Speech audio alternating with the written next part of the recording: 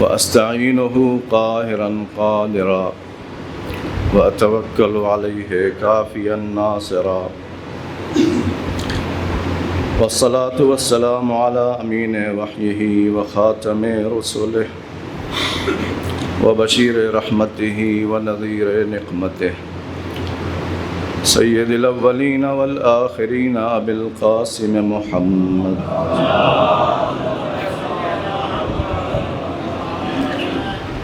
وعلى أهل بيته الطيبين الطاهرين المعصومين المظلومين الذين من والاهم فقد والى الله ومن عاداهم فقد عاد الله ومن أحبهم فقد أحب الله ومن أبغضهم فقد أبغض الله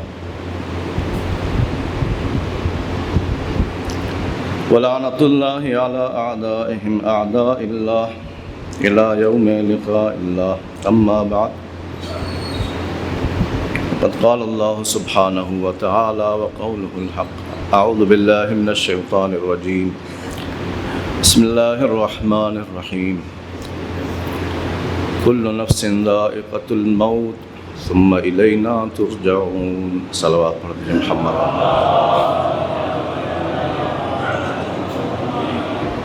ایک بار سورہ حمد اور 3 بار سورہ اخلاص کی تلاوت فرما کر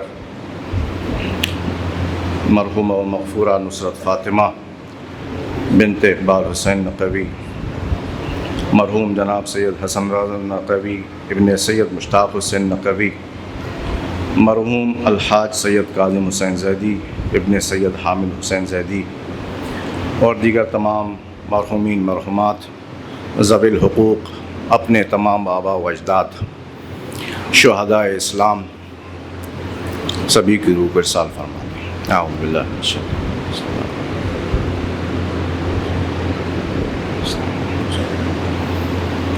صراط الذین انعمت علیہم.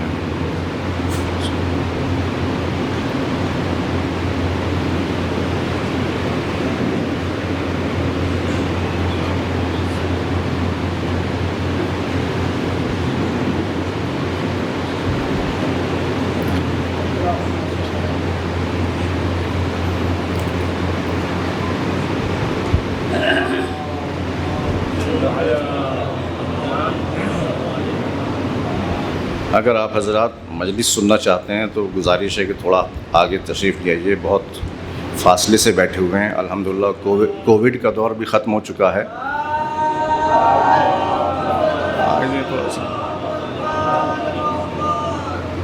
گنجائش ہے ابھی تھوڑا آگے آ جائیے.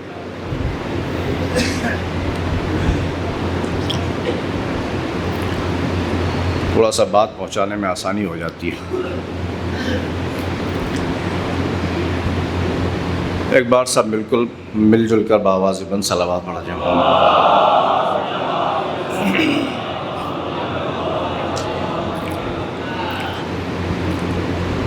آپ تقریباً 10:30 بجے سے تو بیٹھے ہی ہیں یہاں. 1.5 گھنٹہ بیٹھے ہوئے ہو گیا آپ کو. آپ کی تھکن کا احساس ہے مجھے، لیکن ظاہر ہے کہ حکم ہوا ہے تو تھوڑا بہت تو گفتگو کرنا ہی ہے. لیکن آپ گھبرائیے نہیں، بس 2-4 باتیں جو اس ممبر سے میسیج کے طور پر اور ایک پیغام کے طور پر آپ کے سماعتوں کے حوالے کرنا ہے. زیادہ گفتگو کو طول نہیں دوں گا انشاءاللہ. 21ویں پارے کے سورہ عنکبوت کی 57 نمبر کی آیت ہے. اس آیت مبارکہ میں خالق کائنات ارشاد فرما رہا ہے کہ کل نفس ذائقۃ الموت، ہر نفس موت کا مزہ چکھنے والا ہے. ثم الینا ترجعون، پھر تم سب کے سب ہماری طرف پلٹا دیے جاؤ گے.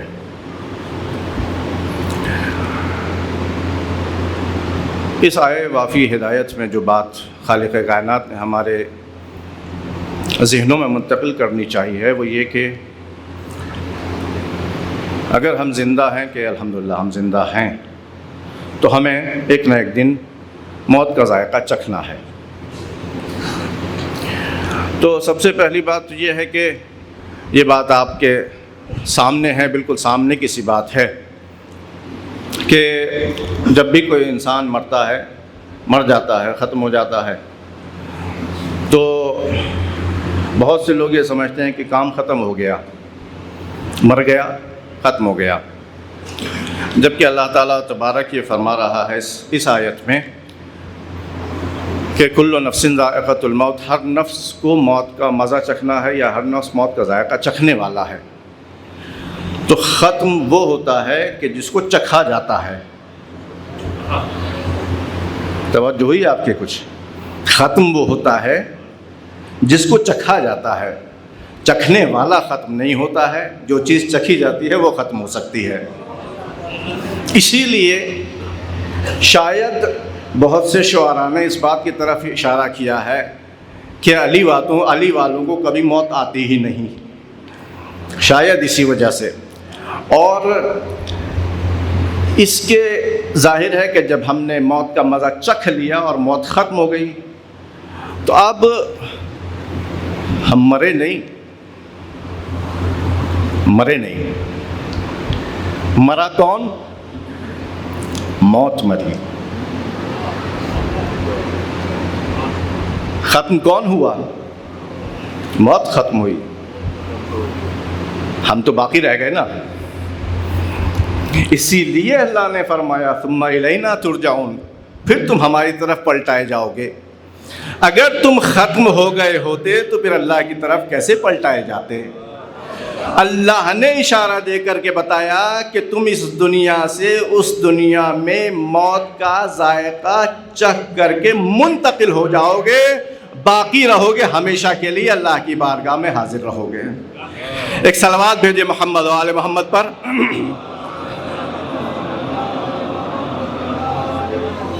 اور یہ ہمارے ذہنوں کا جو فطور ہوتا ہے، بہت سے لوگ کہتے ہیں کہ اگر ہم مر گئے، ارے مر گئے تو پھر کیا، پھر کس نے دیکھا، کیا اس نے سنا، کیا دیکھا؟ ایسا کچھ نہیں ہے۔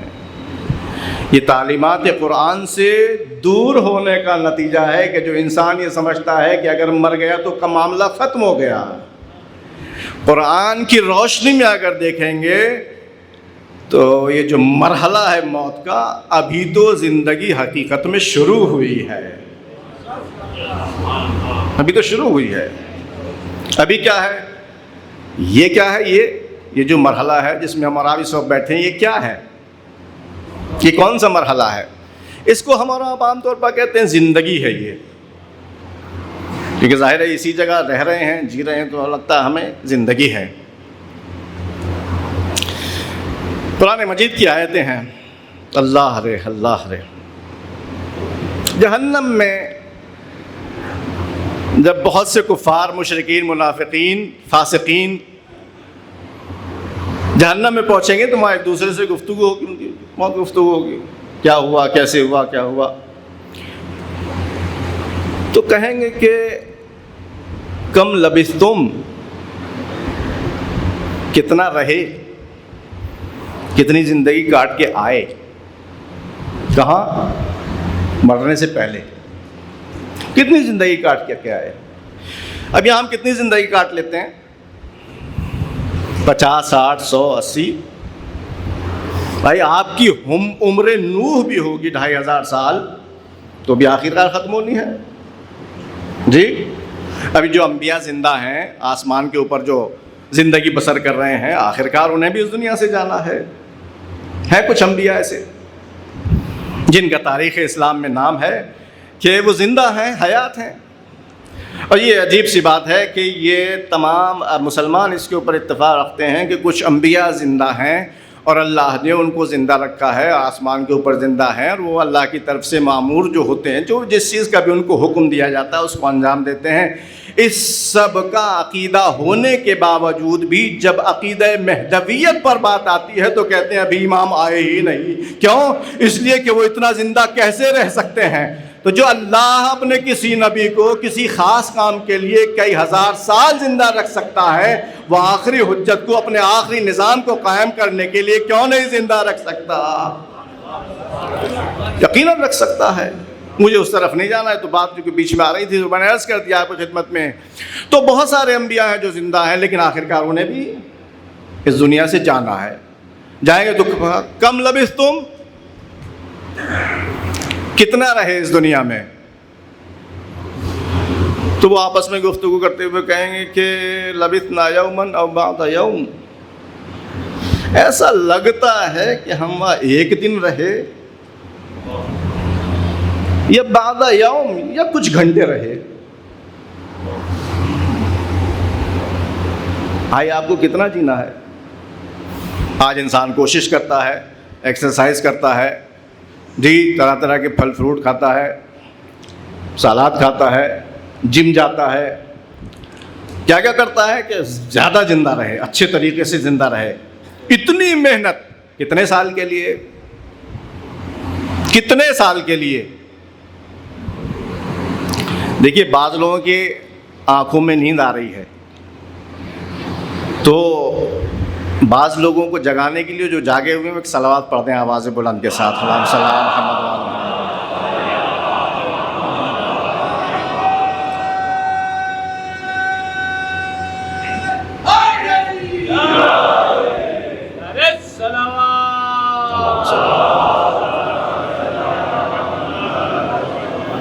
کتنی کوشش، کتنا آدمی اسٹرگل کر رہا ہے اس لیے کہ 100 سال سینکڑا پار ہو جائے، سینچری لگ جائے، اور پھر دنیا میں کہا جائے گا بڑے جیے صاحب، 100 سال جی گئے۔ 100 ہی سال تو ہیں بھائی، آپ 100,000 سال لگا لیجئے، 1,00,000 سال لگا لیجئے، 100 کے بجائے، جانا تو ہے آخر کار۔ تو یہ زندگی تو ختم ہونی ہے، یہ ختم ہو جائے گی زندگی، مگر زندگی ہی ختم ہوگی، آپ ختم نہیں ہوں گے۔ میں اپنے نوجوان بھائیوں کے لیے عرض کر رہا ہوں، آپ ختم نہیں ہوں گے، آپ کا کیا ہوگا پھر؟ توجہ فرمائیے، پھر سے میں آیت کا ترجمہ کر رہا ہوں۔ کل نفس ذائقۃ الموت ثم الینا ترجعون، ہر نفس موت کا ذائقہ چکھنے والا ہے، پھر تم ہماری طرف پلٹا دیے جاؤ گے۔ نفس، موت، بیچ میں ایک ذائقہ ہے، صرف ایک نفس ہے، ایک موت ہے، بیچ میں ایک ذائقہ ہے صرف۔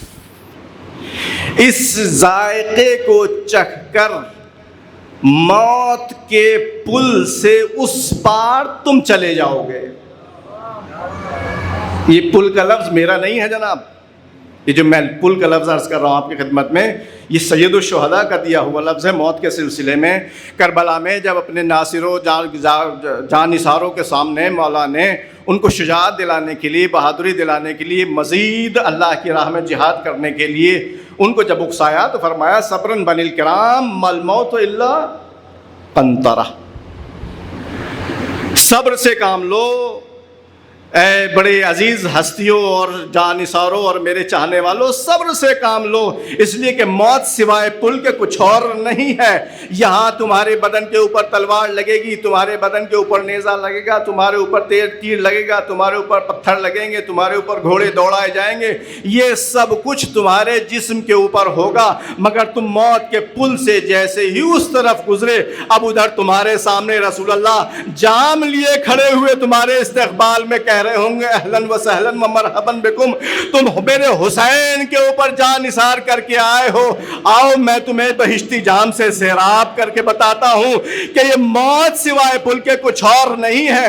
تم نے اللہ کی راہ میں جان دے کر کے بتایا ہے کہ جو انسان اللہ کی راہ میں جان دیتا ہے اس کا مقدر ہمیشہ کی حیات ہوا کرتا ہے۔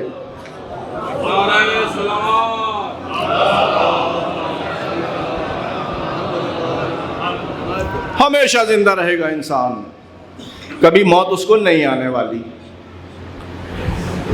تو پھر ہم روتے کیوں ہیں مردے کے اوپر؟ جو چلا گیا اس کے اوپر روئے کیوں؟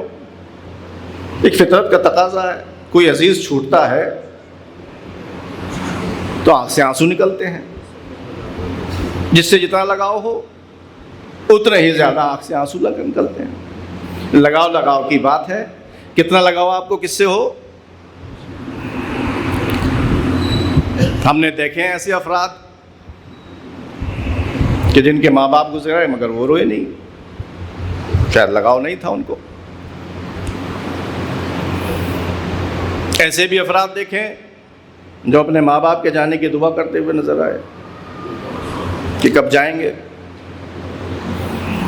ایسے بھی افراد ہیں جو صرف اس تصور سے رو پڑتے ہیں کہ کبھی میری ماں یا میرے باپ کا سایہ میرے سر پہ سے نہ اڑ جائے۔ لگاؤ کی بات ہے، کتنا لگاؤ کس کو ہو، اپنی ماں سے، اپنے باپ سے جتنا لگاؤ ہوگا ظاہر ہے اتنا ہی غم اس کو ہوتا ہے۔ یہ ایک فطری سی بات ہے، نیچرل سی بات ہے۔ ہاں اگر کوئی اس فطرت کے خلاف چلا جائے کہ صاحب مر گیا کوئی، اس پہ نہ رو،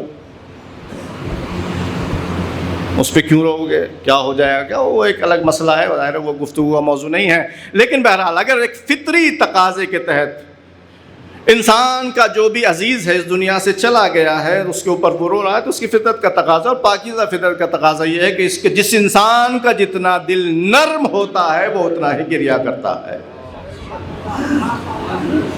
جس کا دل جتنا نرم ہوتا ہے وہ اتنا ہی گریہ کرتا ہے۔ اسی وجہ سے تو یہ دیکھنے میں آیا کہ جیسے ہی حسین کی ولادت ہوئی اور ادھر سے جبرائیل نازل ہوئے کہ یا رسول اللہ آپ کو یہ نواسہ بہت پسند ہے نا، کہاں بہت پسند ہے، بہت چہیتا ہے، بہت عزیز ہے، تو یا رسول اللہ سن لیجئے کہ آپ ہی کی امت کے کچھ لوگ اس کو قتل کریں گے۔ تو حضور ساروں قطار رو رہے ہیں، کیوں؟ رحمت للعالمین جو ٹھہرے۔ دل نرم ہے، اتنا نرم ہے کہ جانوروں کے لیے بھی کسی طرح کی زیادتی برداشت نہیں ہے۔ رحمت للعالمین جو ٹھہرے تو پھر اپنے کسی عزیز، اپنے کسی سگے رشتہ دار، اپنے پارے تن کی جدائی کا اگر کہیں سے کوئی خبر مل جائے تو کیسے برداشت ہوگا؟ نہیں برداشت ہو سکتا۔ تو میرے عزیزو، تو جب انسان کا کوئی چلا جاتا ہے تو روتا ہے، کیوں؟ اس لیے کہ اس سے اس کو چاہت ہوتی ہے، دل لگی ہوتی ہے، اس کو عزیز ہوتا ہے، اس کے لیے قابل احترام ہوتا ہے، اس سے محبت ہوتی ہے، اس سے پیار ہوتا ہے، اس لیے۔ ورنہ جو جانے والا ہے وہ جاتا ہے زندگی بسر کرنے کے لیے جاتا ہے، مرنے اور فنا ہونے کے لیے نہیں جاتا، فنا نہیں ہوتا۔ لہذا جن کے والدین اس دنیا سے جا چکے ہیں ان کو ایک طرح کی بشارت ہے۔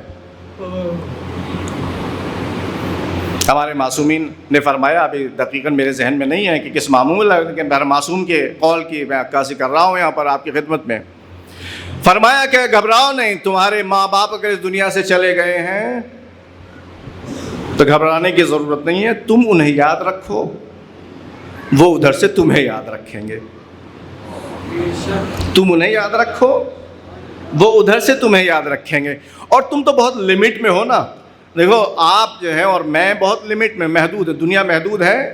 اس کی محدودیت کا اندازہ آپ اسی سے لگا سکتے ہیں کہ اگر آپ اس وقت مجھے دیکھ رہے ہیں تو آپ کے پیچھے کون بیٹھا ہے آپ کو نہیں پتا، کتنی محدودیت ہے جی۔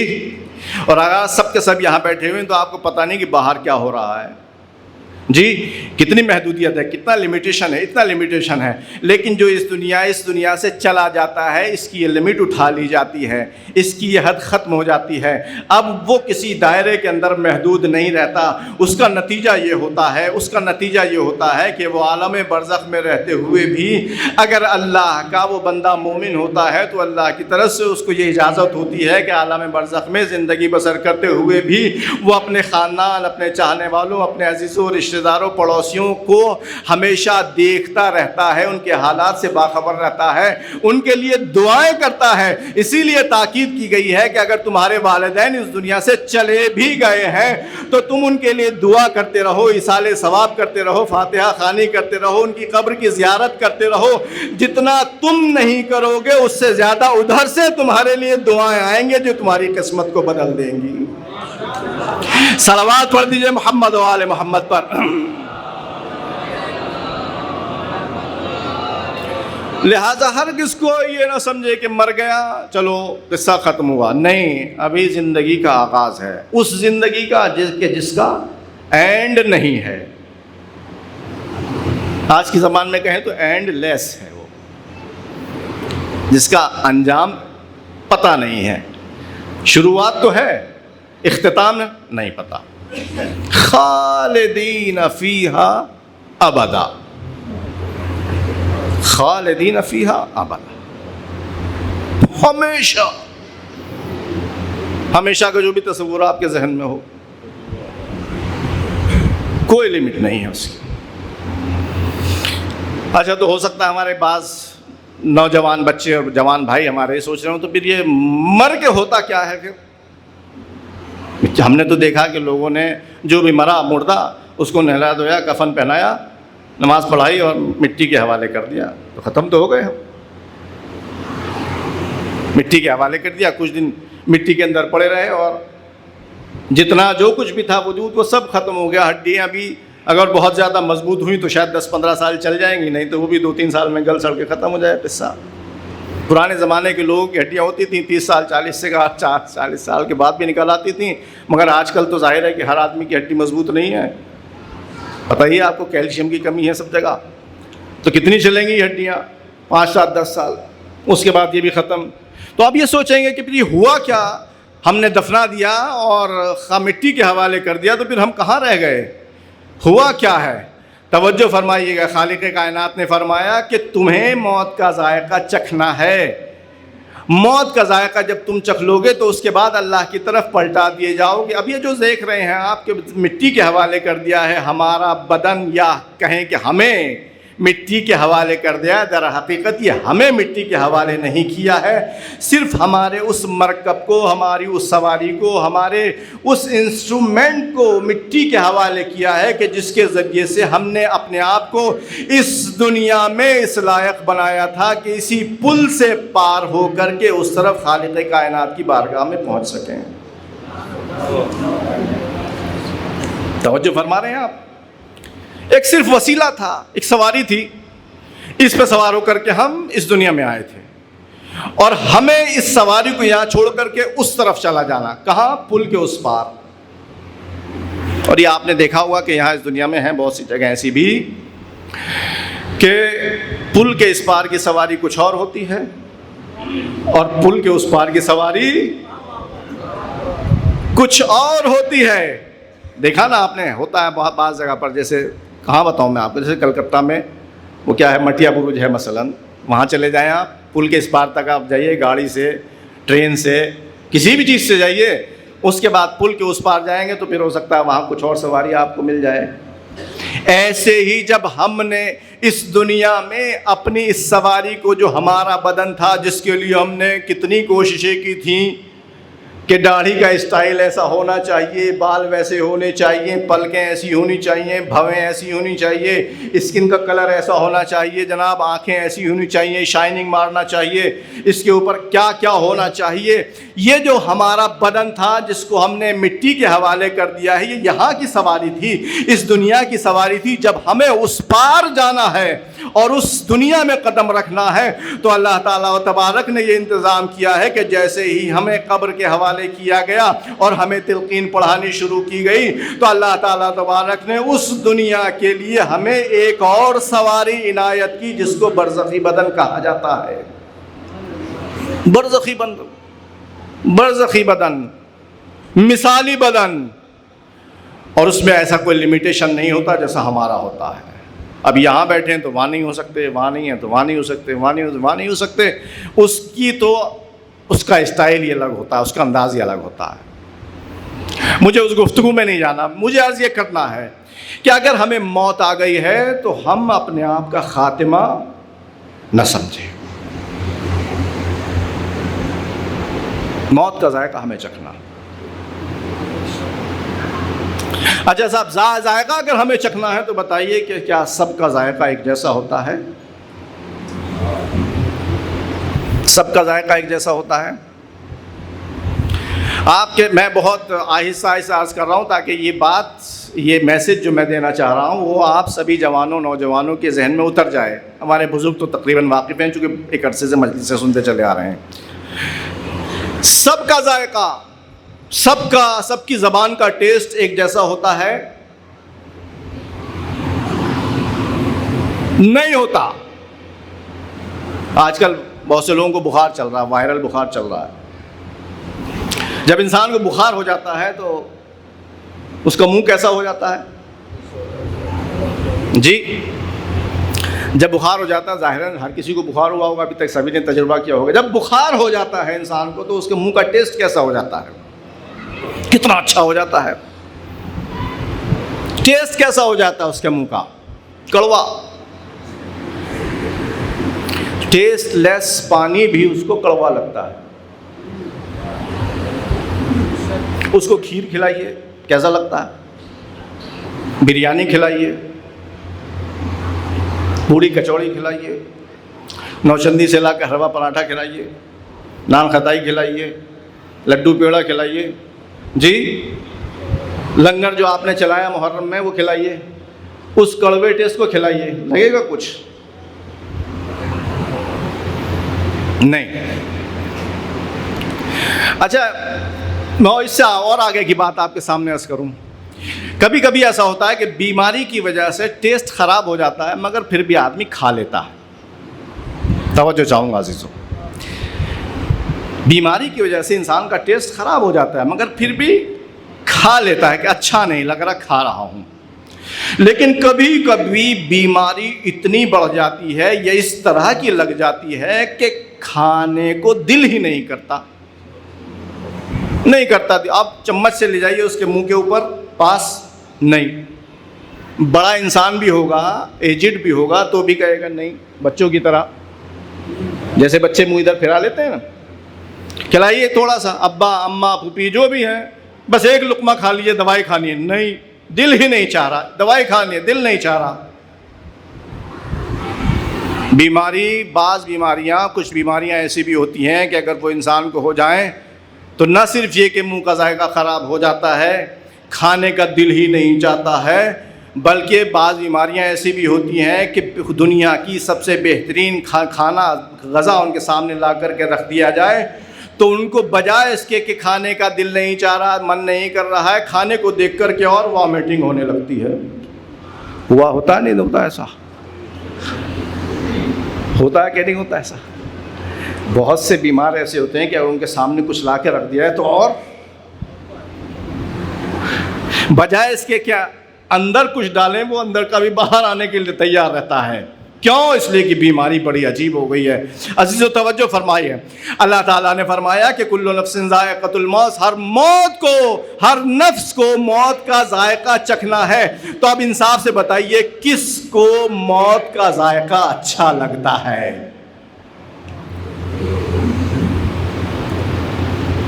کوئی سوچ سکتا ہے کہ مجھے موت کو چکھنا ہے؟ جینے کی دعائیں تو سب دیتے ہیں، جیو. البتہ آج کل ممبر سے زیادہ جیو جیو کہنا نہیں چاہیے، کہیں کسی کی پبلسٹی نہ ہو جائے. لیکن ہے نا، ہر بزرگ اپنے چھوٹے کو دعا دیتا ہے، جیو. مرنے کی تو کوئی دعا نہیں دیتا. ہر انسان یہ چاہتا ہے کہ موت کے منہ میں نہ جائے، اس لیے کہ موت کا ذائقہ چکھنا پڑے گا. بھائی موت کا ذائقہ آپ کا کیسا ہے؟ آپ کے منہ کا ٹیسٹ کیسا ہے؟ بتائیے تو صحیح. اگر آپ کا منہ کا ذائقہ اچھا ہے تو موت کا ذائقہ آپ کو اچھا لگے گا، اور موت کا اگر منہ کا ٹیسٹ آپ کا اچھا نہیں ہے تو موت کا ذائقہ ہو سکتا ہے آپ کو اچھا نہ لگے. بلکہ اس سے بھی آگے کی بات ہے، ہو سکتا ہے کہ موت کا نام سن کر کے آپ کہیں کہ نہیں، منہ اپنا آپ بچا لیں، ایک طرف ہو جائیں کہ نہیں. اور بلکہ اور بھی زیادہ اگر طبیعت خراب ہو، ٹیسٹ آپ کا خراب ہو، تو بلکہ موت کا ذائقے کا نام آتے ہی ہو سکتا ہے کہ اس سے فرار کرنے لگیں، بھاگنے لگیں کہ نہیں، مجھے اس کی طرف نہیں جانا ہے. اللہ اکبر. یہ تو کربلا والوں کی شان ہے. توجہ چاہوں گا، یہ کربلا والوں کی شان ہے کہ انہوں نے حسین ابن علی علیہ السلام کا ساتھ دے کر کے، ان کے پیچھے چل کے، ان کو فالو کر کے ہمیں بتا دیا کہ تمہیں اپنی موت کا ٹیسٹ کیسے امپروو کرنا ہے. توجہ چاہوں گا آپ کی، اپنی موت کا ٹیسٹ تمہیں کیسے امپروو کرنا ہے، کیسے اپنی موت کا ذائقہ اچھا بنانا ہے، کیسے تمہیں اپنی موت کو لذیذ بنانا ہے، کیسے تمہیں اپنی موت کو پسندیدہ بنانا ہے، کیسے تمہیں اپنی موت کے استقبال کے لیے جانا ہے. جیسے ہی ایک شہزادے تھے، مولا حسین نے پوچھا، بیٹا بتاؤ موت تمہارے نزدیک کیسی ہے؟ عجیب ہے، فرزند حسن نے فرمایا، احلی من العسل، آقا موت میرے نزدیک شہد سے بھی زیادہ شیرین ہے. توجہ چاہوں گا آپ کی. موت میرے زیادہ نزدیک شہد سے بھی زیادہ شیرین ہے. اس 13 سال کے نوجوان نے موت کا ذائقہ کیسے چکھا, کیسے بتایا کہ میرے نزدیک موت اتنی زیادہ شیرین ہے کہ شہد کا ذائقہ بھی پھیکا پڑ رہا ہے. شاید قاسم کا جواب آئے گا, اپنے مولا کے قدموں کو دیکھتے چلے جاؤ, اپنے مولا کی مرضی کو دیکھتے چلے جاؤ. اگر اس کے پیچھے پیچھے چلتے چلے جاؤ کہ تمہارا ذائقہ اچھا ہوتا چلا جائے گا. موت تمہیں بری نہیں لگے گی, ایک ایسا پل دکھائی دے گی کہ جس کے بعد بہشت ہے, اللہ کا انعام ہے. صلوات بھیجیے محمد و آل محمد پر.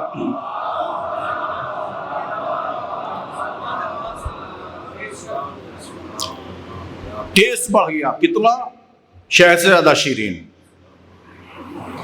اتنا کیسے ٹیسٹ بڑھ گیا؟ شہد سے زیادہ شیرین ہو گئی موت آپ کے لیے. کیسے بڑھ گیا یہ ٹیسٹ؟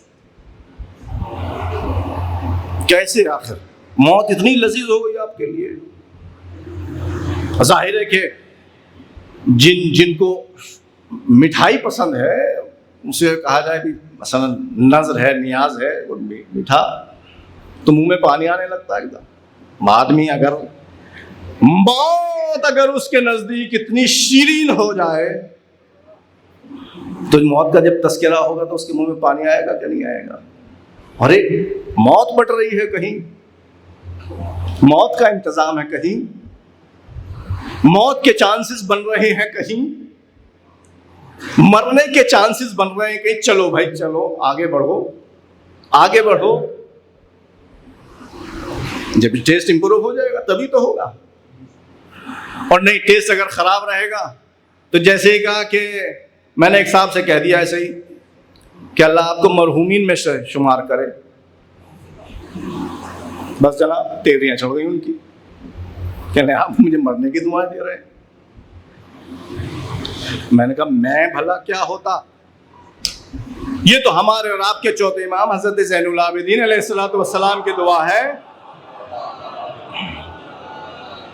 مولا نے فرمایا ہے کہ اللہم اجعلنا من المرحومین ولا تجعلنا من المحرومین. اللہ ہمیں مرحومین میں سے قرار دے, محرومین میں سے قرار نہ دے. جی تو اگر کسی کو مرحوم کہہ دیا تو ایسا لگے گا کہ جیسے 7 پشتوں کو گالی دے دی. کیوں ایسا لگتا ہے؟ شاید ذائقے میں کچھ خرابی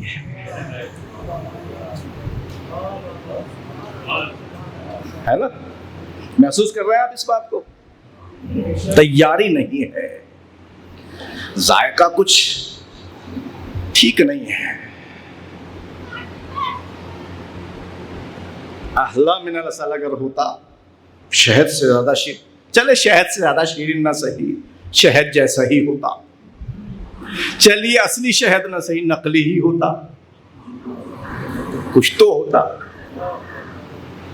مگر اگر کسی کو کہہ دیا مرحوم, تیوریاں چڑھ جائیں گی. ہو سکتا ہے آستینیں بھی چڑھا لیں, اور اگر تھوڑی اور ضرورت ہوگی تو اس سے بھی آگے کا کام. مرحوم کیسے کہہ دیا آپ نے؟ اللہم اجعلنا من المرحومین ولا تجعلنا من المحرومین. زندہ رہنے کی دعائیں سب دیتے ہیں اور دینی بھی چاہیے. میں یہ نہیں کہہ رہا ہوں کہ تو آج سے آپ یہ کر دیں کہ نہیں آپ نہیں, زندہ رہنے کی دعائیں دیجیے, مگر توجہ رکھیے کہ زندگی ہمیں کیوں چاہیے. آپ کو نیند آ رہی واقعی؟ میں پھر اس جملے کے لیے مجھے کئی حدیثیں پڑھنی پڑیں گی, قرآن کی آیتیں پڑھنی پڑیں گی, تب جا کر شاید آپ کے ذہنوں میں اتر جائے کہ میں کہہ رہا ہوں.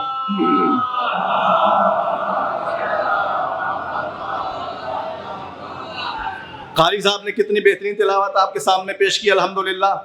قرآن مجید کی آیت ہے, زندہ رہنے کی دعا دیجئے, ایک دوسرے کو زندہ رہنے کی دعا دیجئے, زندہ رہیں, ترغیب دلائیے. اگر آپ دیکھ رہے ہیں کوئی بیمار ہے, کوئی مریض ہے اور وہ اپنی مرنے کی دعائیں طلب کر رہا ہے تو اس سے بھی کہیے کہ زندہ رہنے کی آرزو کیجئے, زندہ رہیے, زندہ رہنے کی دعائیں دیجئے, دوسروں کو دیجئے, اپنے لیے بھی تمنا کیجئے. کیوں؟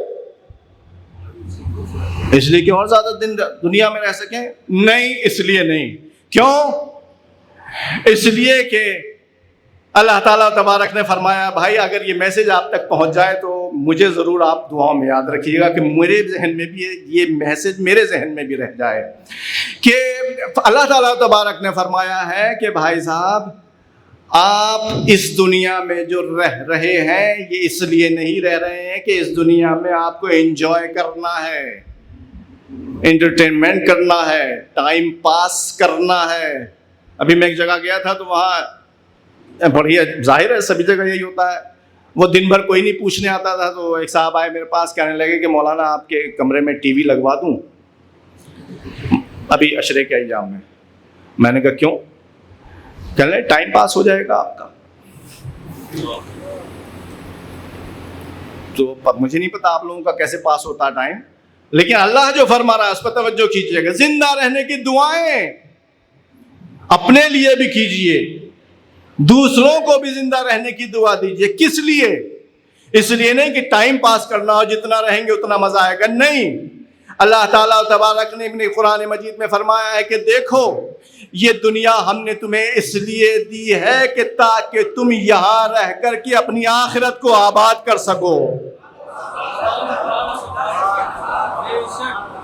دوبارہ سے دوہراؤں، شاید پیچھے والوں کی توجہ نہیں ہوئی۔ یہ دنیا کی زندگی ہم نے تمہیں اس لیے دی ہے کہ 50 سال، 60 سال، 100 سال، 80 سال جو تم یہاں رہ رہے ہو وہ اس اینڈ لیس ختم نہ ہونے والی زندگی کے لیے اتنا بیج بو کر کے جاؤ کہ جب ادھر جاؤ تو کھیتی کاٹتے رہو، کاٹتے رہو، کاٹتے رہو، اس کا پھل ختم نہ ہونے پائے۔ اور یہ اسی وقت ہو سکتا ہے جب تم سچوں کے ساتھ ہو جاؤ گے۔ صلوات بھیجئے محمد و آل محمد پر۔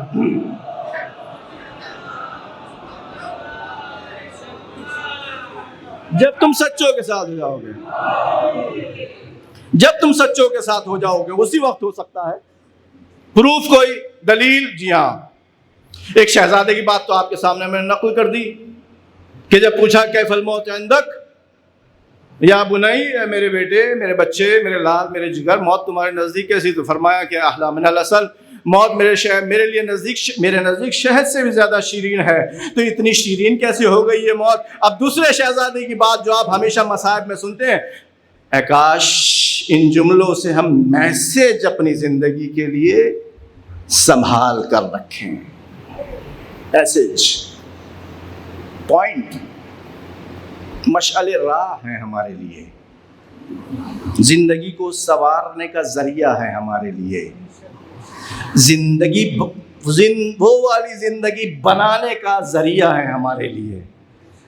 ایک مرتبہ سید الشہداء اپنے قافلے کے ساتھ چلے آ رہے ہیں، ایک جگہ آپ کی آنکھ لگ گئی، سنا ہے نا آپ نے؟ اب جو آنکھ لگی تو تھوڑی دیر کے بعد بیدار ہوا تو ایک دم فرمایا انا للہ و انا الیہ راجعون۔ میں مصائب نہیں پڑھ رہا ہوں، صرف میں آپ کو اس بات کی طرف متوجہ کرانا چاہتا ہوں اور اپنے آپ کو کہ ہمیں موت کا جو ذائقہ ہے اس کو کیسے امپروو کرنا، بڑھانا، اس کو کیسے اچھا کرنا ہے کہ موت کا جب تذکرہ آئے تو یہ ہو کہ بھائی مجھے کب جانا ہے، ایسا کچھ محسوس ہونے لگے۔ سرکار کی آنکھ کھلی، بیٹے نے پوچھا بابا آپ نے یہ کلمہ استرجاع اس وقت کیوں پڑھا؟ اٹھ کر کے نیند سے اٹھ کر کے تو کوئی انا للہ نہیں پڑھتا۔ تو سید الشہداء نے کیا فرمایا کہ بیٹا وہ اصل میں میری آنکھ لگی تھی تو مجھے آنکھ میں یہ محسوس، آنکھ لگی تھی تو خواب میں مجھے کسی نے یہ کہا، مجھے محسوس ہوا خواب میں کسی نے مجھے کہا کہ یہ قافلہ کہاں جا رہا ہے جبکہ پیچھے پیچھے اس کے موت آ رہی ہے۔ یہ سب سنا آپ نے؟ بہت سنا ہے، بارہا سنا ہے۔ تو بڑے شہزادے کا جواب سنیے، سوال سنیے۔ بیٹے نے جب یہ سنا کہ بابا یہ کہہ رہے ہیں کہ موت پیچھے پیچھے آ رہی ہے، موت پیچھے پیچھے آ رہی ہے، دیکھیے میں کیا عرض کرنا چاہ رہا ہوں آپ کی خدمت میں، توجہ فرمائیے گا۔ موت کا ذائقہ کیسے ہمیں امپروو کرنا ہے، اس کو بڑھانا ہے، اس کو ٹیسٹ لیس نہیں رہنے دینا ہے، اس کو اپنے منہ میں ایسا کر دینا ہے کہ موت ہمارا انتظار نہ کرے بلکہ ہم موت کا انتظار کریں۔ کب آ رہی ہے؟ کیا فرمایا شہزادے نے؟ فرمایا کہ السنا علی الحق، بابا جان آپ یہ جو فرما رہے ہیں کہ موت ہمارے پیچھے پیچھے چلی آ رہی ہے اور آپ نے کہا انا للہ و انا الیہ راجعون، مصیبت ہمارے اوپر نازل ہو رہی ہے، تو کیا ہم حق پر نہیں ہیں؟ کیا ہم حق پر نہیں ہیں؟ کیا ہم حق پر نہیں ہیں؟ تو مولا نے فرمایا کہ بھائی اگر ہم حق پر نہیں ہوں گے تو پھر کون حق پر ہوگا؟ آپ نے سماعت فرمایا نا آج تک، لیکن اس کے اوپر توجہ فرمائیے گا۔ تو جب مولا کے شہزادے نے اس بات کو سن لیا مولا کے منہ سے کہ ہم ہی حق پر ہیں، ہم ہی حق پر ہیں، تو پھر یہ عرض کیا بابا جان جب ہم حق پر ہیں تو پھر ہمیں کیا فکر ہے کہ موت ہمارے اوپر آ پڑے یا ہم موت کے اوپر جا پڑے؟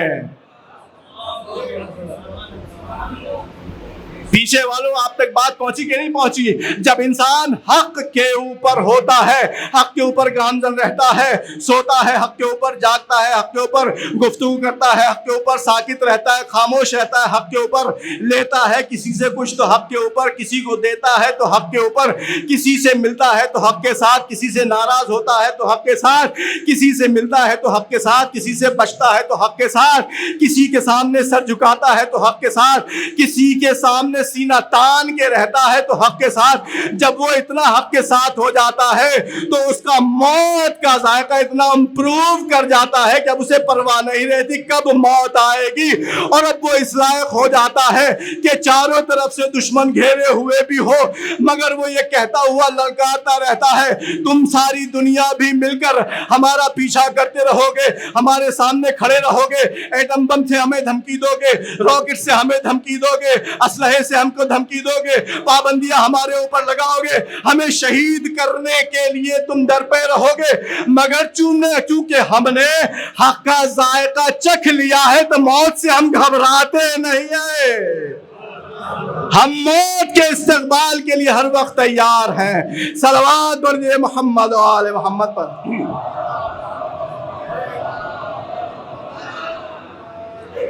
ایک اور صلوات پڑھیے گا محمد و آل محمد۔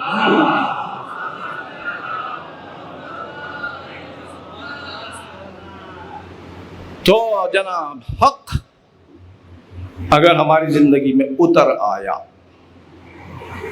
تو پھر ہماری زبان کے اوپر موت کا ذائقہ ذرا مٹھاسی آنے لگے گی،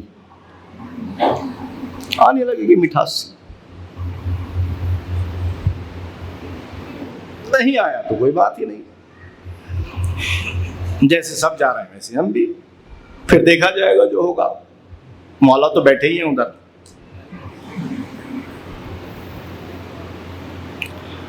اب یہ بھی المیہ ہے، بہرحال اب یہ درد دل ہے، اس کو کیا کہیں کہ کبھی کبھی اب یا تو ہوتا ہے کہ وقت نہیں ہوتا انسان کے پاس، کچھ نہ کچھ وجہ ہوتی ہوگی ضرور، آدھی بات کہہ کر کے نکل جاتے ہیں، آپ خوش ہو جاتے ہیں یہ مولا تو بیٹھے ہی ہیں ہمارے استقبال کے لیے کہ میرا چاہنے والا آ رہا ہے۔ ایران کے ایک شاعر ہیں، انہوں نے شعر کہے مولا کی بارگاہ میں، مولا کائنات کی شان میں شعر کہے، بہت سارے شعر کہے، اور اسی یہ جو ایک شعر ہے جس کو میں ابھی آپ کوٹ کرنا چاہوں، اسی مضمون کے شعر یہاں بھی کہے جاتے ہیں، بہت کہے جاتے ہیں اور بہت ڈانٹ ملتی ہے اس پر، کبھی کبھی تو ڈر لگتا ہے کہ چھت نہ پھٹ جائے، اتنی ڈانٹ ملتی ہے، کیونکہ وہ ہمارے ٹیسٹ والے ہوتے ہیں، اصل میں ہمیں اس میں ذائقہ آتا ہے۔ تو انہوں نے بہت سارا پورا کلام کہا، اور کلام کہنے وہ آخر میں شعر انہوں نے کہا کہ بھائی اپنا وہ اس میں مقطع تھا تو اس میں اپنا تخلص بھی تھا، اس میں جو بھی تھا اس میں انہوں نے کہا کہ ترجمہ پیش کر رہا ہوں کہ بھائی اگر حشر میں علی کے ساتھ سب حساب کتاب طے ہے، حشر میں ہونا ہی ظاہر ہے، علی کے ساتھ حساب کتاب طے ہے، تو پھر ڈرنے کی بات کیا ہے؟ پھر تو دنیا میں جو چاہو کرو، علی تو ہے ہی وہاں، مالک کوثر، قسیم الجنت والنار، تم چاہے جو کرو بھائی، تم چاہنے والے وہ وہاں اسی لیے بیٹھے ہیں کہ چاہنے والوں کا ہاتھ پکڑ کر کے چلو بھائی چڑھتے رہو اس گاڑی میں، پارٹی ہے نا اپنی۔ تو جناب یہ شعر کہہ دیا، اور اس طرح کے شعر بہت ہوتے ہیں یہاں پر، اور آپ تعریف بھی اس پہ بہت کرتے ہیں، بہت نعرے لگتے ہیں۔ تو جیسے ہی انہوں نے شعر کہا کہ جناب بالکل دل کھول کر کے اور بالکل بے پرواہ ہو کر کے اور سینہ تان کر کے جو دل میں آئے وہ کرو، کیونکہ ادھر تو مولا ہے ہی نا، مولا کائنات ہے، جس کو اشارہ کر دیں۔ تو میں عام طور سے دیکھیے خواب واب جو ہے وہ بالکل نقل نہیں کرتا، لیکن کبھی کبھی کچھ باتیں ایسی ہوتی ہیں جو قرآن مجید اور روایات کی روشنی میں ہوتی ہیں، وہ عرض کر دیتا ہوں۔ لہذا وہ شعر انہوں نے کہہ دیا اور بہت جناب جو بھی سنے وہی اسی کو مزہ آئے بھائی۔ ابھی اگر آپ سے کہہ دیا جائے کہ اس مجلس سے اٹھنے کے بعد آپ کو جنت کا ٹکٹ مل رہا ہے تو آپ کو کیا برا لگے گا؟ برا لگے گا کسی کو برا نہیں لگے گا۔ لہٰذا بڑی تعریف میں بھائی کیا شعر کہہ دیا، کیا شعر کہہ دیا۔ اور جب اب رات میں سوئے ہیں تو مولا کا کلام تھا، مولا کی نسبت سے ایک بات کہی گئی تھی، مولا کے لیے ایک بات کہی تھی، مولا کو یہ بات چبھی۔ توجہ چاہ رہا ہوں میں آپ کی، اور یہ بات عرض کرنے سے پہلے ذرا ایک صلوات پڑھ دیجئے تاکہ آپ کی نیند تھوڑی سی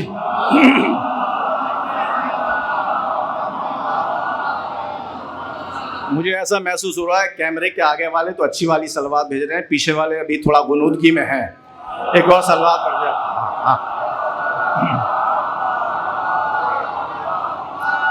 جی تو جب علی کے ساتھ ہے حساب کتاب، بھائی آپ کی فائل علی کے ہاتھ میں جائے گی، وہ کہیں گے یہ اس نے کہا تھا اشہد ان امیر المومنین علی حجت اللہ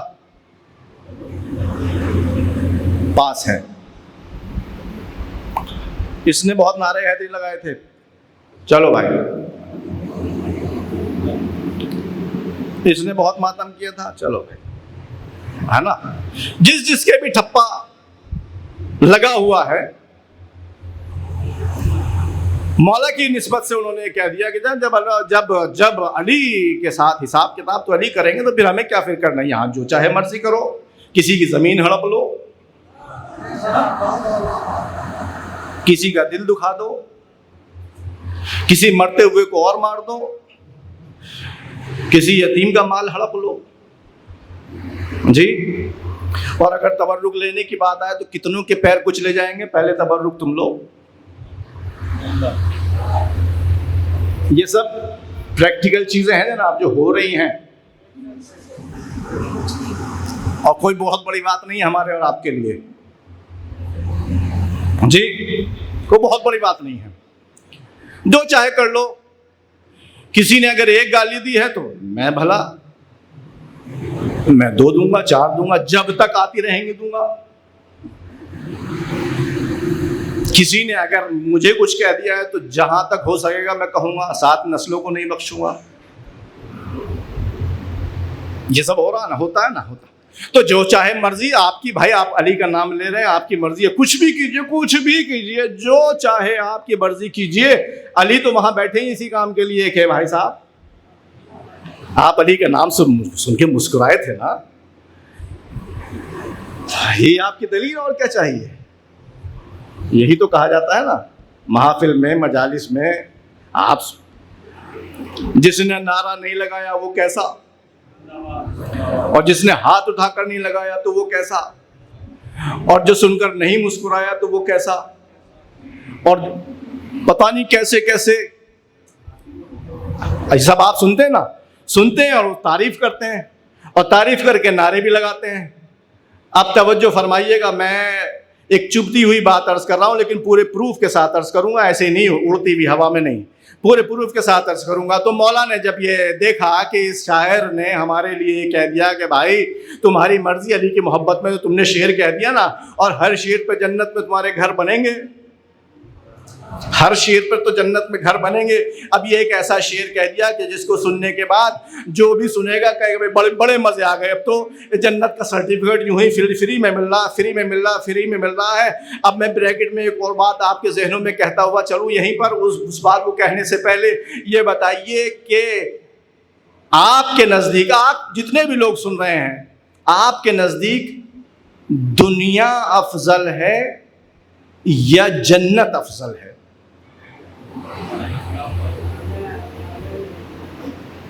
آپ کے نزدیک کون سی چیز افضل ہے؟ یہ دنیا اور دنیا کی زندگی اور دنیا کے معاملات، دنیا کا لین دین، کون سی چیز افضل ہے؟ دنیا افضل ہے یا آخرت افضل ہے؟ ایمانداری سے بتائیے گا. دیکھیں تکلف کچھ نہیں ہے، آپ جانیں اور آپ کے مولا جانیں اور آپ کا خدا جانیں. آپ اپنے سے بتائیے گا آپ کے نزدیک دنیا افضل ہے یا آخرت افضل ہے؟ میں چبھتی بات جو عرض کرنے جا رہا تھا وہ یہ ہے کہ اگر دنیا آپ کے نزدیک افضل نہیں ہے، آخرت افضل ہے، تو ذرا سوچئے گا، بعد میں سوچئے گا کہ جب اس دنیا کو کمانے کے لیے پوری ایڑی چوٹی کے زور لگانے پڑتے ہیں تو جو چیز اس سے کہیں زیادہ افضل ہے وہ کہاں فری میں مل جائے گی؟ کہیں ہوا ایسا؟ فری میں کوئی کچھ دے رہا ہے آپ کو؟ گوگل بھی فری میں کچھ نہیں دیتا آپ کو، تو وہاں فری میں مل جائے گا آپ کو. وَمَنْ أَرَادَ الْآخِرَةَ وَسَعَى لَهَا سَعْيَهَا وَهُوَ مُؤْمِنٌ، جو آخرت کو طلب کرتا ہے اور اس کے لیے کوشش کرتا ہے ایمان کے ساتھ ہے. تو مرنے والا مر گیا، اس کا ذائقہ کیسا ہے؟ بہت خراب. عام طور پر جو مرنے والے جو گئے ان کی بات نہیں کر رہا، اب جو مرنا ہے، جن کو ہمیں جیسے جانا ہے، کیوں خراب ہے؟ اس لیے کہ جیسے ہی موت کا تصور آیا فوراً تو ایسا ہو گیا جیسے نیم کی نبولی کھلا دی یا کریلا کھلا دیا یا کوئی اور وہ صافی ہمدرد کی پلا دی، کڑوی، اتنا خطرناک. تو اس کو امپروو کیسے کرنا ہے؟ حق کے ساتھ چلنا ہے. تو شاعر نے کہہ دیا کہ جناب مرضی ہے آپ کی. علی نے جب کا آخرت کا پورا ذمہ سنبھال رکھا ہے اور پیغمبر نے فرمایا ہے کہ یا علی انت قسیم النار والجنہ، اے علی جنت اور دوزخ کو تقسیم کرنے والے تو تم ہو. تو پھر ہم تو ہر روز کہتے ہیں اشہد ان امیر المومنین علی حجت اللہ. ہم تو علی کا ماتم بھی کرتے ہیں، ہم تو علی کے لیے نعرے بھی لگاتے ہیں، ہم تو علی کے لیے روتے بھی ہیں، ہم تو علی کے لیے حلالی حرامی بھی کرتے ہیں، ہم تو علی کے لیے تبرک بھی رکھتے ہیں، ہم تو علی کے لیے لنگر بھی لگاتے ہیں، ہم تو علی کے لیے مجلس محافل بھی کرتے ہیں، ہم سب کچھ کرتے ہیں علی کے لیے. تو پھر علی ہماری فائل پر سائن کیوں نہ کریں گے؟ ہمیں جنت کی طرف کیوں نہیں بھیجیں گے؟ شاعر نے یہی کہا تھا کہ جو کچھ بھی کرنا ہو کرو، اس لیے کہ آخرت میں علی تمہارے لیے وہاں چیک سائن کرنے کے لیے بیٹھے ہوئے ہیں. جیسے ہی اس نے کہا، رات کو خواب میں اس نے دیکھا اور دیکھنے کے بعد کس کو دیکھا؟ امیر کائنات کو خواب میں دیکھا. توجہ چاہوں گا آپ کی، مولا کائنات کو خواب میں دیکھا. مولا نے اس کو بڑے ہی پیار سے سمجھاتے ہوئے فرمایا کہ بھائی تو نے شعر تو بہت اچھا کہا، لیکن اگر ذرا سی کریکشن اس میں کر دیتا تو یہ بات حق کی ہو جاتی. توجہ چاہوں گا، یہ بات حق کی ہو جاتی. کریکشن کیا ہے؟ کریکشن بس اتنی سی ہے کہ جب قیامت میں حساب کتاب علی کو ہی کرنا ہے تو پھر قیامت میں آنے والے مومن یہ دھیان رکھنا کہ علی کے سامنے کیسے آ رہے ہو. کیسے آ رہے ہو؟ صاف ستھرے آ رہے ہو؟ پاکیزہ آ رہے ہو یا گندگیوں کا ڈھیر لے کر کے آئے ہو؟ حق کو ناحق کر کے آئے ہو؟ حق کو پامال کر کے آئے ہو؟ حق کو خوب مزے لے کر کے کیسے آئے ہو؟ یہ کریکشن کر دو، اس میں سارا قصیدہ تمہارا مقبول ہے.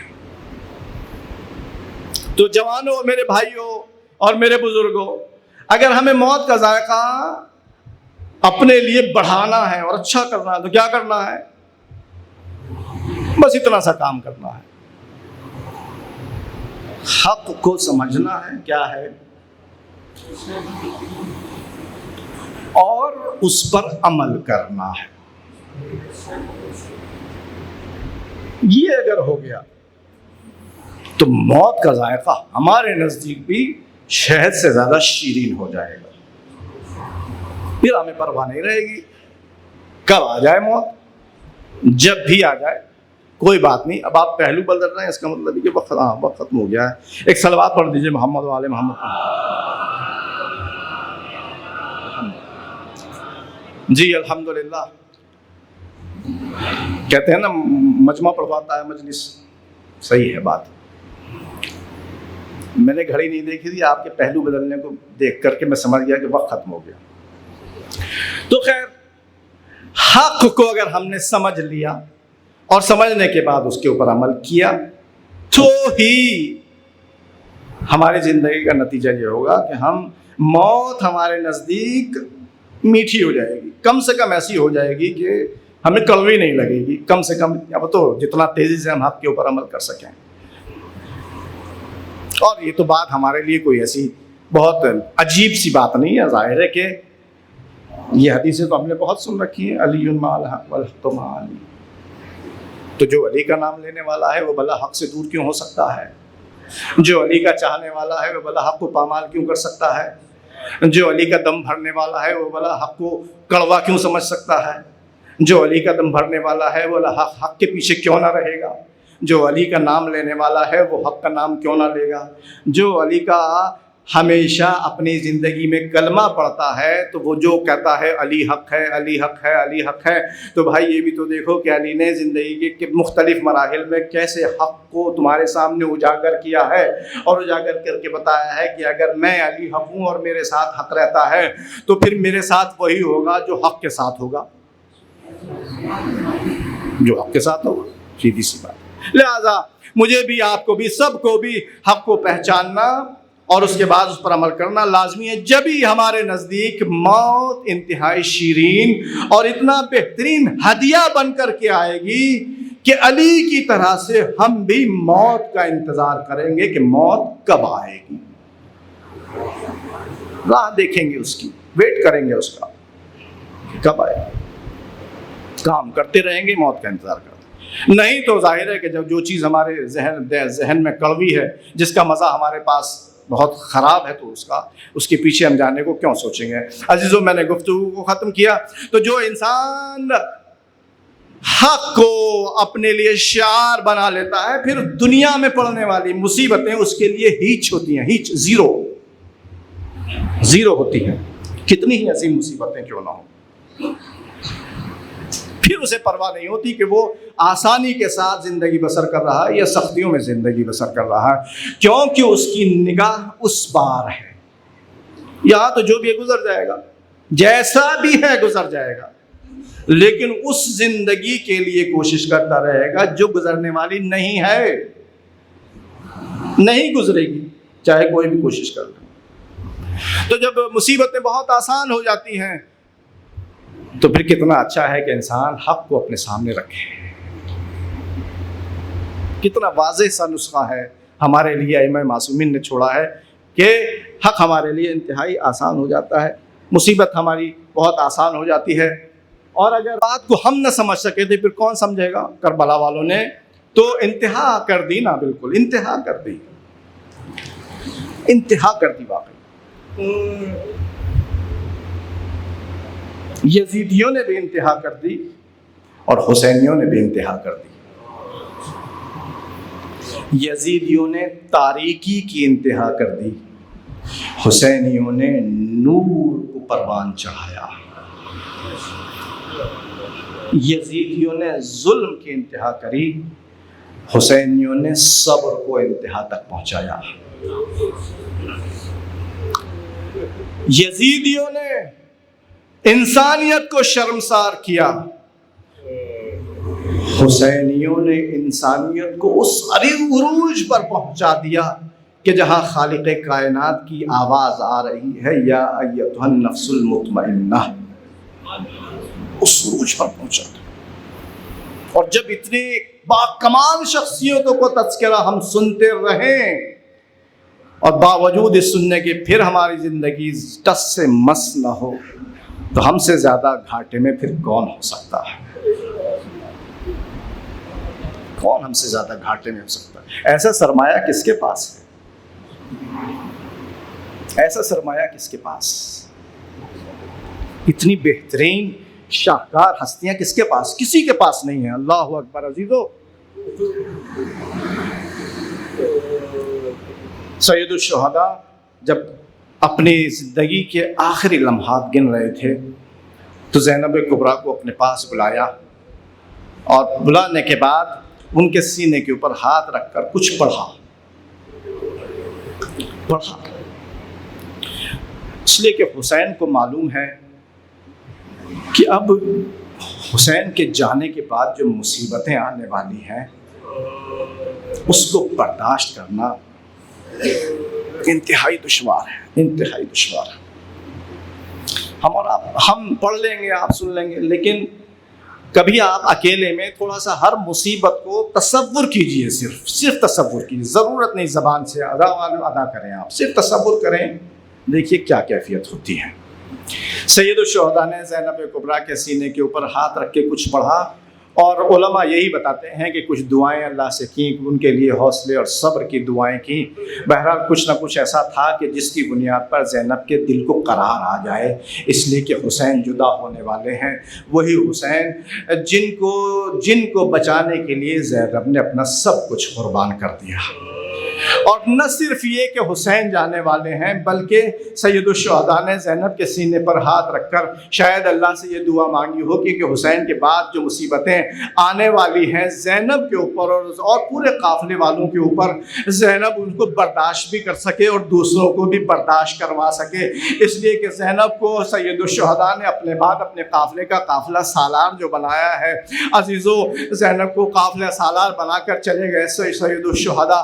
اب جو زینب نے اس ذمہ داری کو نبھانا شروع کیا ہے تو دشمن کے لشکر کا ایک حمید ابن مسلم ہے، وہ کہتا ہے کہ عصر عاشور جب سید الشہداء حسین کی شہادت ہو چکی اور خیام میں آگ لگنا شروع ہوئی، بیویوں نے فرار کرنا شروع کیا، تو میں نے کیا دیکھا کہ ایک خیمہ ہے کہ جس میں آگ لگی ہوئی ہے، آدھا جل چکا ہے. میں نے دیکھا ایک کمر خمیدہ بی بی اس خیمے کے اندر جاتی ہے اور پھر باہر نکل آتی ہے، جاتی ہے اور پھر باہر نکل آتی ہے. ایسا محسوس ہو رہا ہے کہ کوئی انتہائی قیمتی چیز اس خیمے کے اندر رکھی ہوئی ہے جو بی بی باہر لانا چاہتی ہے مگر بی بی کا بس نہیں چل رہا. ایک مرتبہ کیا دیکھا کہ یہی کمر خمیدہ بی بی کسی طریقے سے اپنی پشت کے اوپر ایک نوجوان کو لاد کے لا رہی ہے اور یہ نوجوان عجیب حالت میں ہے، اس کے پیر کربلا کی ریگدار کے اوپر خط دیتے ہوئے جا رہے ہیں. اجرکم اللہ. زینب نے اپنی ذمہ داری کو نبھانا شروع کیا، امامت کو یہاں پر بچایا، اللہ اکبر یہاں پر بچایا، حسین کے وارث کو بچایا، زین العابدین کو خیمے سے لا کر کے اور کربلا کی جلتی ہوئی زمین کے اوپر لٹا دیا، بچوں کو یکجا کیا. 11 کے بعد میں مختصر کر رہا ہوں، 11 محرم آئی، کربلا سے نجس ہاتھوں نے زینب و ام کلثوم جو چادر تطہیر کے سائے میں پلنے والی بیٹیاں تھی، شہزادیوں کو سوار کر کے کوفے کی جانب روانہ کیا، مگر شمر ملعون نے حکم دیا ان کو شہداء کے لاشوں کے درمیان اجرکم اللہ، شہداء کے درمیان سے گزارا جائے. عزیزو، شہداء کے درمیان سے گزارنا تھا کہ زینب سے رہا نہ گیا، اپنے آپ کو اونٹ سے گرایا، حسین کی لاش کے اوپر بین کرنا شروع کیے. ابھی بین کرتے کرتے ارے سید سجاد کے چہرے پر جو نگاہ پڑی تو کیا دیکھا، زین العابدین کا چہرے کا رنگ بدلا ہوا. جزاکم ربکم خیر الجزا.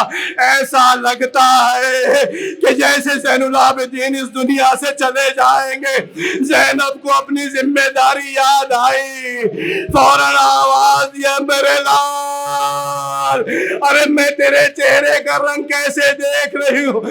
آواز دی، پھوپھی اماں، ارے اللہ ظالموں نے اپنے کشتہائے نجس کو دفن کیا، ارے میرے بابا حسین کو ایسے ہی چھوڑ دیا.